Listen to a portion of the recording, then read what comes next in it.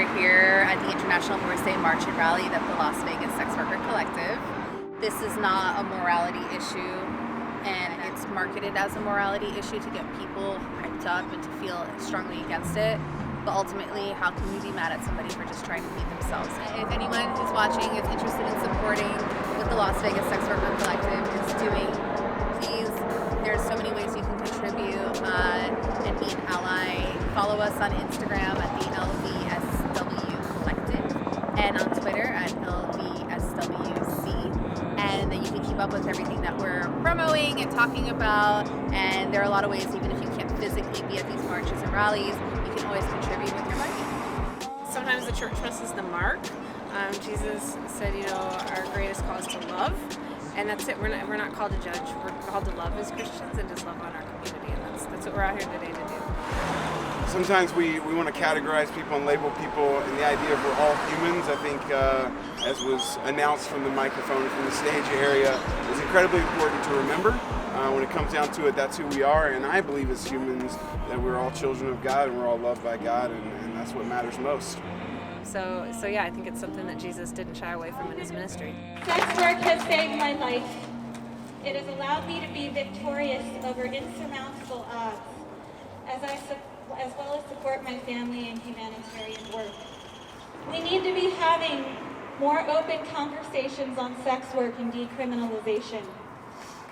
These anti-sex work bills are not for the greater good. They're not good for anybody. Sex worker rights are human rights. People of color rights. LGBTQIA rights. Sex worker rights are women's rights. We have over 5,700 cases of missing, murdered Indigenous women in this country alone. I could have easily been one of the missing, murdered Indigenous, because the home I was placed in when I was forcefully ripped from my family at 4 years old did not consider me a child, let alone a human being. I was considered merchandise.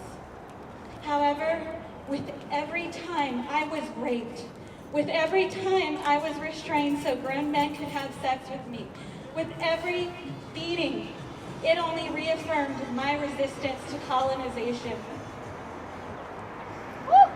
It does pain me knowing how many humans are going through a similar experience at the border to what I went through when the state had kidnapped me. It's almost as if European Americans have forgotten they too are immigrants. I know that what I said might be triggering for some, but I'd like to let you know I've put in a lot of work to heal myself and reclaim my culture. Thankfully, I had sex work to be able to pay for cancer treatment because Blue Cross Blue Shield dropped me. There wasn't Obamacare.